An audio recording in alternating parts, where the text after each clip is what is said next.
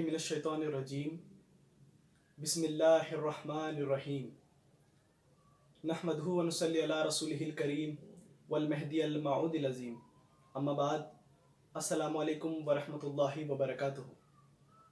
شروع کرتا ہوں اللہ کے نام سے جو بڑے مہربان اور نہایت رحم والے ہیں، جس کے ایک اشارے پر سورج گردش کرنے لگتا ہے اور چاند تاروں کو اپنی آغوش میں سمیٹ لیتا ہے، جس کے حکم سے تمام کائنات کا نظام چلتا ہے۔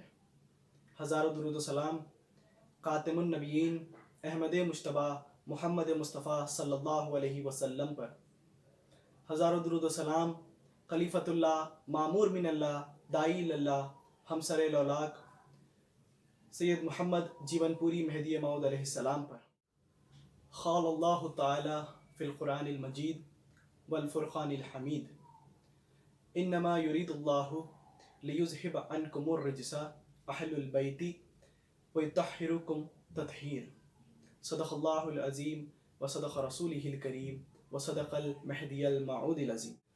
اللہ تعالیٰ ارشاد فرماتے ہیں کہ اے نبی کے گھر والو، اللہ تو یہی چاہتا ہے کہ تم سے ہر ناپاکی کو دور فرمائے اور تمہیں پاک کر کے خوب ستھرا کر دے۔ اس آیت کریمہ میں اللہ تعالیٰ اپنے محبوب پیغمبر صلی اللہ علیہ وسلم سے ارشاد فرما رہے ہیں کہ اے میرے محبوب، کہہ دیجئے کہ اللہ تعالیٰ میری اہل بیت سے تمام ناپاکی دور فرما کر انہیں پاک و صاف فرما رہے ہیں۔ اہل بیت نبوت وہ مقدس ہستیاں ہیں، جس طرح نبی کریم صلی اللہ علیہ وسلم سارے نبیوں اور رسولوں کے سردار ہیں، اسی طرح نبی کریم صلی اللہ علیہ وسلم کی اہل بیت اطہار تمام انبیاء اور رسولان اعظام اہل بیت کے سردار ہیں۔ اوپر میں نے جو سورۃ الاحزاب کی آیت کریمہ کا مطالعہ کیا ہے، اس کو آیت تطہیر کہا جاتا ہے۔ آیت تطہیر کے نزول کے وقت حضور پر نور نبی کریم صلی اللہ علیہ وسلم ارشاد فرماتے ہیں کہ آیت تطہیر علی، فاطمہ، حسن اور حسین رضی اللہ تعالی عنہم کے متعلق نازل ہوئی۔ اسی کے ضمن میں مشکوٰۃ شریف باب مناقب اہل بیت کی ایک حدیث میں آپ تمام کے گوشے گزار کرنے کی سعادت حاصل کرتا ہوں کہ ام المومنین سیدنا عائشہ رضی اللہ تعالی عنہ آیت تطہیر کے متعلق جو روایت بیان کرتی ہیں وہ کچھ اس طرح سے ہے کہ ایک صبح نبی کریم صلی اللہ علیہ وسلم باہر تشریف لاتے ہیں، آپ کے اوپر کالے اون کی ایک چادر تھی۔ اتنے میں حسن بن علی رضی اللہ تعالیٰ عنہ تشریف لاتے ہیں، تو نبی کریم صلی اللہ علیہ وسلم حسن بن علی رضی اللہ تعالیٰ عنہ کو اپنی چادر میں داخل کر لیتے ہیں۔ اس کے بعد حسین رضی اللہ تعالیٰ عنہ کو بھی نبی کریم صلی اللہ علیہ وسلم اپنی چادر میں داخل کر لیتے ہیں۔ پھر بی بی فاطمہ رضی اللہ تعالیٰ عنہ آتی ہیں تو ان کو بھی آپ صلی اللہ علیہ وسلم اپنی چادر میں داخل کر لیتے ہیں۔ پھر شیر خدا رضی اللہ تعالیٰ عنہ کی آمد ہوتی ہے تو آپ کو بھی نبی کریم صلی اللہ علیہ وسلم اپنی چادر میں داخل کر لیتے ہیں۔ اس کے بعد فرماتے ہیں کہ اے نبی کے گھر والو، اللہ تعالیٰ تو چاہتا ہے کہ تم سے گندگی کو دور کر دے اور تم کو خوب خوب پاک و صاف فرما دے۔ اس کے ضمن میں ایک اور حدیث مبارکہ ترمذی شریف جلد دوم صفحہ 485 میں ہے، بی بی ام سلمہ رضی اللہ تعالیٰ عنہ سے روایت ہے کہ نبی کریم صلی اللہ علیہ وسلم بی بی ام سلمہ رضی اللہ تعالیٰ عنہ کے گھر میں بی بی فاطمہ رضی اللہ تعالیٰ عنہ اور حسنین کریمین رضی اللہ تعالیٰ عنہ کو بلاتے ہیں۔ آپ انہیں بلا کر ان پر ایک چادر ڈال دیتے ہیں۔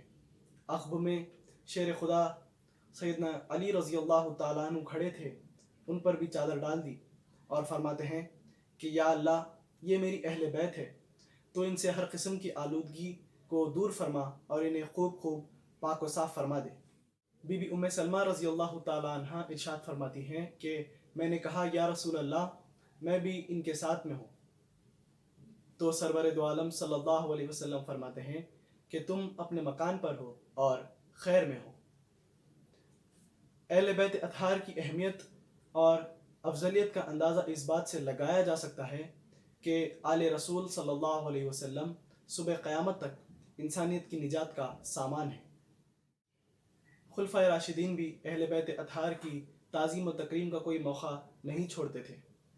तिरमिज़ी शरीफ की जिल्द दुवम सफ़ा 536 की हदीस शरीफ है, हज़रत अनस रज़ी अल्लाह ताला अन्हु से रिवायत है कि 6 महीने तक अल्लाह के रसूल मकबूल सल्लल्लाहु अलैहि वसल्लम की ये आदत रही है कि आप जब नमाज फ़जर के लिए निकलते और बीबी फ़ातिमा रज़ी अल्लाह ताला अन्हा के दरवाज़े से गुज़रते तो फरमाते कि ए अहले बैत, अल्लाह ताला तुमसे हर किस्म की नापाकी को दूर कर दे और तुम्हें खूब खूब पाक व साफ़ फरमा दे।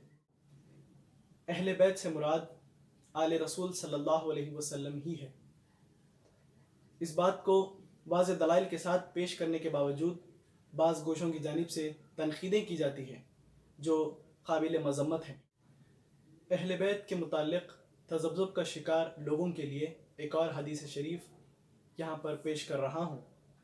ये चौथी हदीस शरीफ मशहूर सहाबी रसूल सल्लल्लाहु अलैहि वसल्लम अबू सईद क़दरी रज़ी अल्लाह ताला अन्हु से मरवी है कि अल्लाह के रसूल सल्लल्लाहु अलैहि वसल्लम इरशाद फरमाते हैं कि ये आयत करीमा इन्नमा युरीदुल्लाहु लियुज़हिबा अन्कुमुर रिजसा जिस 5 शख्सों के मुताल्लिक़ नाजिल हुई है वो मैं हूँ, अली रज़ी अल्लाह ताला अन्हु हैं, फ़ातिमा रज़ी अल्लाह ताला अन्हा हैं, हसन रज़ी अल्लाह ताला अन्हु और हुसैन रज़ी अल्लाह ताला अन्हु हैं। नबी सल्लल्लाहु अलैहि वसल्लम का घराना किसको कहते हैं, इसकी एक और दलील उस वक्त सामने आई जब नजरान के ईसाई पैगम्बर इस्लाम से ईसा अलैहिस्सलाम के मुतालिक बहस करने के लिए आए थे। उस वक्त अरब में नजरान ईसाई मज़हब का एक बहुत बड़ा मरकज़ था और तारीख़ी किताबों में आता है कि उससे 73 गाँव मंसूब थे। वहाँ पर एक अजीम गिरजाघर भी मौजूद था जिसको ईसाई काबा कहा जाता था। इसी में उस वक्त के बड़े बड़े पादरी रहा करते थे। नबी करीम सल्लल्लाहु अलैहि वसल्लम के इस दुनिया से पर्दा फरमा जाने के ठीक 1 साल कबल यहीं का एक वफ़द जो 60 अफराद पर मुश्तमिल था मदीने मुनव्वरा आया। इस वफ़द में उस वक्त का सबसे बड़ा माने जाने वाला पादरी भी मौजूद था जिसका नाम अबू हारिसा बताया गया है।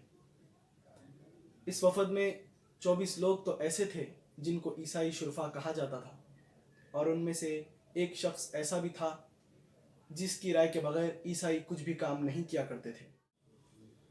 इस शख्स का नाम अब्दुल मसीह और आक़िब लक़ब था। ये अपनी कौम का सरदार माना जाता था। एक और शख्स शामिल था जिसका नाम एहम था। वो अपनी कौम का अफसर माल था जिसके ज़िम्मे पूरी कौम का खुर्द-ओ-नोश और सद का इंतज़ाम था। एक और शख्स इसमें शामिल था जिसका नाम अबू हारिसा अलक़मा था। ये उस वक्त के तमाम आलिम पादरियों का पेशवा था। ये गिरोह नमाज असर के वक्त मदीने मुनव्वरा पहुँचा। इस वफ़द के शुरफा नहायत आलिशान लिबास ज़ेब-ए-तन किए बड़ी ही शान शौकत के साथ नबी करीम सल्लल्लाहु अलैहि वसल्लम से मुनाज़रा करने के लिए आए थे। सहाबा इकराम फरमाते हैं कि ऐसी शान शौकत वाली जमात हमने आज तक नहीं देखी थी। ये वफ़द सीधे मस्जिद नबवी में दाखिल हो गया। नमाज का वक्त था और वहीं पर मशरिक़ की जानिब मुतवज्जा होकर नमाज शुरू कर दी। नबी करीम सल्लल्लाहु अलैहि वसल्लम फरमाते हैं कि उन्हें नमाज पढ़ लेने दो। अपनी आदत के मुआफ़िक नबी करीम सल्लल्लाहु अलैहि वसल्लम इस वफ़द को दावत इस्लाम देते हैं मगर वो रूबरू ना हुए और मुबाहिसा करने लगे। उन ईसाइयों का मरकज़ी मसला ये था कि ईसा मसीह खुदा थे। इंशाअल्लाह इस रिवायत की आगे की तफसीलात मैं इस वीडियो के अगले पार्ट में आप तमाम की गोशे गुजार करूँगा। आप तमाम से गुजारिश है कि हमारे YouTube चैनल बज़्म जलील को सब्सक्राइब करें ताकि वीडियोज़ आने पर आपको जल्द से जल्द पता चल जाए। शुक्रिया।